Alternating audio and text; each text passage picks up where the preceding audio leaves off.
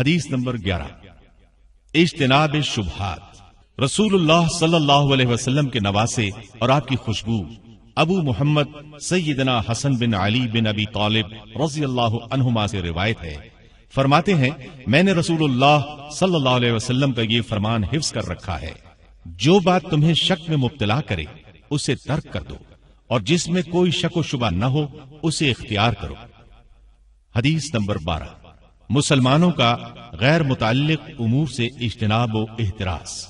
سیدنا ابو ہریرہ رضی اللہ عنہ سے روایت ہے، وہ بیان کرتے ہیں رسول اللہ صلی اللہ علیہ وسلم نے فرمایا، انسان کے حسن اسلام میں سے یہ بھی ہے کہ وہ ان کاموں کو ترک کر دے جن کا کوئی فائدہ نہیں۔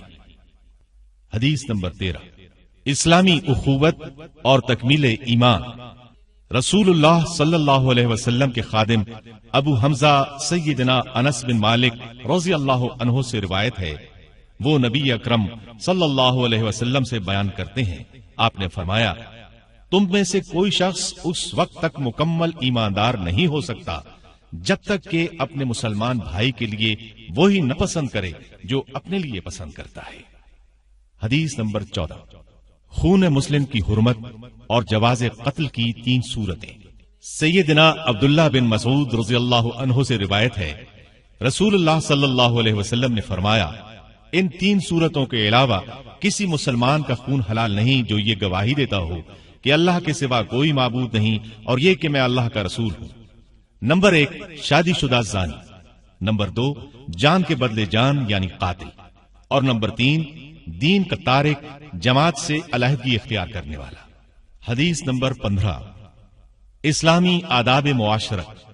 سیدنا ابو ہریرہ رضی اللہ عنہ سے روایت ہے کہ رسول اللہ صلی اللہ علیہ وسلم نے فرمایا، جو شخص اللہ پر اور یوم آخرت پر ایمان رکھتا ہے وہ اچھی بات کہے یا پھر خاموش رہے، اور جو شخص اللہ پر اور یوم آخرت پر ایمان رکھتا ہے وہ اپنے ہمسائے کی عزت کرے، اور جو شخص اللہ کو اور یوم آخرت کو مانتا ہے وہ اپنے مہمان کی عزت کرے۔ حدیث نمبر 16، غصے سے ممانعت۔ سیدنا ابو ہریرہ رضی اللہ عنہ سے روایت ہے کہ ایک شخص نے نبی کریم صلی اللہ علیہ وسلم کی خدمت میں عرض کیا، آپ مجھے وصیت فرمائیں۔ آپ نے فرمایا، غصہ نہ کیا کرو۔ اس نے بار بار اپنا سوال دہرایا تو آپ نے بھی ہر بار یہی جواب دیا کہ غصہ نہ کیا کرو۔ حدیث نمبر 17، ہر کام سلیقے سے اور ہر ایک سے حسن سلوک۔ سیدنا ابو یعلا شداد بن اوس رضی اللہ عنہ رسول اللہ صلی اللہ علیہ وسلم سے روایت کرتے ہیں، آپ نے فرمایا، بے شک اللہ نے ہر چیز کے ساتھ اچھا سلوک کرنے کا حکم دیا ہے، پس جب تم قتل کرو تو اچھے طریقے سے قتل کرو، اور جب ذبح کرو تو بھی اچھے طریقے سے ذبح کرو۔ تمہیں چاہیے کہ اپنی چھری کو خوب تیز کر لو اور ذبیحے کو راحت پہنچاؤ۔ حدیث نمبر 18، تقوی اور حسن اخلاق۔ سیدنا ابو ذر جندب بن جنادہ رضی اللہ عنہ اور ابو عبد الرحمن معاذ بن جبل رضی اللہ عنہ سے روایت ہے، رسول اللہ صلی اللہ علیہ وسلم نے فرمایا، تم جہاں کہیں بھی ہو اللہ کا خوف دل میں رکھا کرو اور گناہ کے بعد نیکی کر لیا کرو، وہ نیکی اس گناہ کو مٹا ڈالے گی، اور لوگوں کے ساتھ اچھے اخلاق سے پیش آیا کرو۔ حدیث نمبر 19، تقدیر اور توکل۔ سیدنا ابو العباس عبداللہ بن عباس رضی اللہ عنہما سے روایت ہے کہ ایک روز میں نبی اکرم صلی اللہ علیہ وسلم کے پیچھے تھا تو آپ نے فرمایا، اے لڑکے، میں تمہیں چند مفید باتیں بتاتا ہوں، تو اللہ کے احکام کی حفاظت کر، یعنی اس کے احکام کی پابندی کر، وہ تیری حفاظت کرے گا۔ تو اللہ کے احکام کی حفاظت کر، تو اسے اپنے سامنے پائے گا۔ جب تو سوال کرے تو اللہ ہی سے سوال کر، جب تو مدد طلب کرے تو اللہ ہی سے مدد مانگ۔ یاد رکھ، ساری دنیا جمع ہو کر تجھے فائدہ پہنچانا چاہے تو وہ تجھے کسی بات کا فائدہ اور نفع نہیں دے سکتی سوائے اس کے جو اللہ نے تیرے لیے مقدر کر رکھا ہے، اور اگر سارے لوگ مل کر تجھے نقصان پہنچانا چاہیں تو وہ تیرا کچھ بھی نہیں بگاڑ سکتے سوائے اس نقصان کے جو اللہ نے تمہارے لیے مقدر کر رکھا ہو۔ قلم اٹھا لیے گئے اور صحیفے خشک ہو چکے ہیں۔ اس حدیث کو امام ترمذی نے روایت کیا ہے۔ ترمذی کے علاوہ دوسرے محدثین کی روایت میں یوں ہے، تو اللہ کے احکام کی حفاظت کر، تو اسے اپنے سامنے پائے گا۔ تو خوشحالی میں اس کی طرف رجوع کر، وہ تنگ دستی کے وقت تیری مدد فرمائے گا۔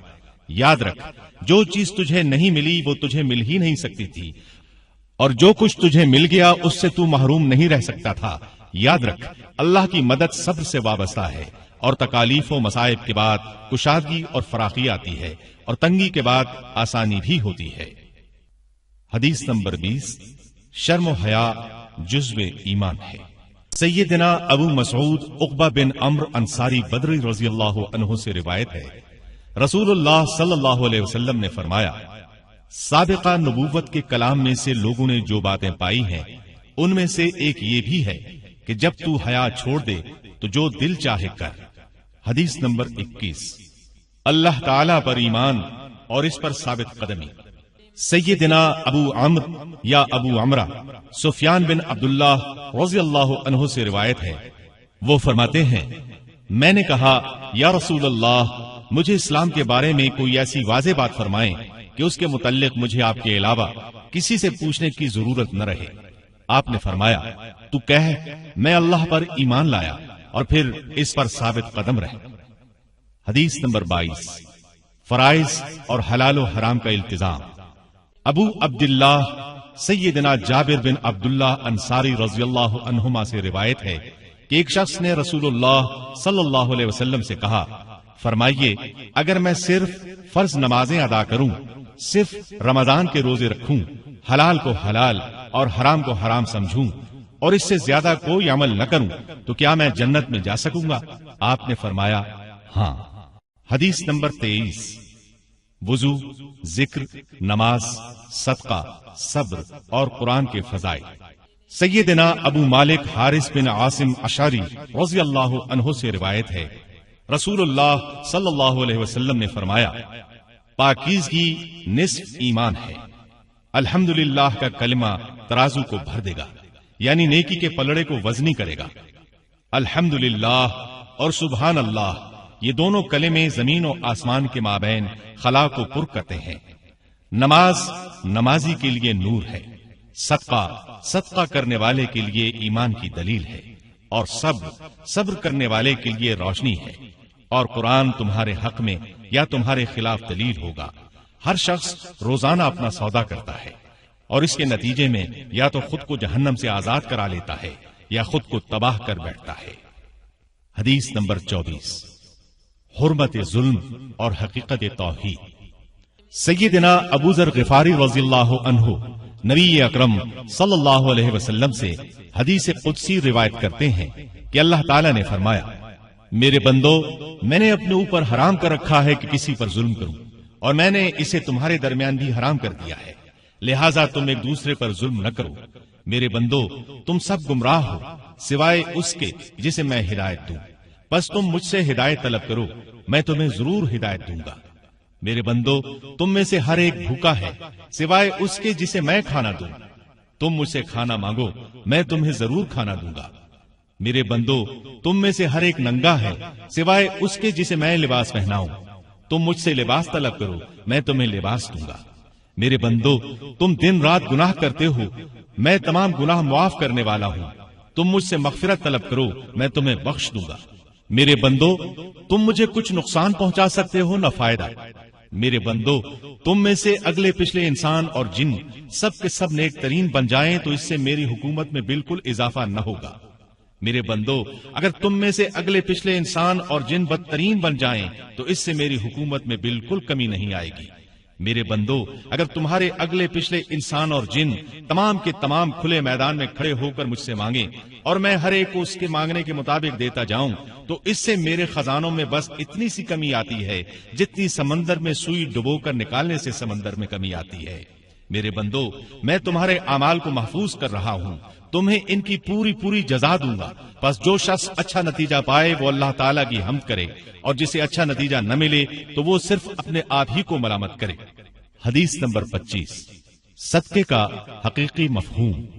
سیدنا ابو ذر غفاری رضی اللہ عنہ سے روایت ہے، چند صحابہ نے حضرت صلی اللہ علیہ وسلم سے عرض کیا، یا رسول اللہ، اہل ثروت تو اجر و ثواب میں سبقت لے گئے کیونکہ وہ ہماری طرح نمازیں پڑھتے اور روزے رکھتے ہیں، اور اپنے زائد مال میں سے صدقہ بھی کرتے ہیں۔ مال نہ ہونے کے سبب ہم صدقہ کرنے سے قاصر ہیں۔ آپ نے فرمایا، کیا اللہ نے تمہیں بھی صدقے کا سامان مہیا نہیں کیا؟ تمہارا ایک دفعہ سبحان اللہ کہنا صدقہ ہے، تمہارا ایک دفعہ اللہ اکبر کہنا صدقہ ہے، ایک دفعہ الحمدللہ کہنا صدقہ ہے، ایک دفعہ لا الہ الا اللہ کہنا صدقہ ہے، نیکی کا حکم دینا اور برائی سے روکنا صدقہ ہے، اور ہم بستری کرنے میں بھی صدقے کا ثواب ہے۔ صحابہ نے کہا، یا رسول اللہ، ہم میں سے کوئی شخص اپنی نفسانی خواہش کو پورا کرے تو اسے بھی ثواب ملتا ہے؟ آپ نے فرمایا، کیا خیال ہے اگر وہ اسے حرام جگہ استعمال کرے تو اسے گناہ نہ ہوگا، ایسے ہی حلال مقام پر استعمال کرنے پر اجر بھی ملے گا۔ Thanks for watching. Don't forget to like, comment, share and subscribe to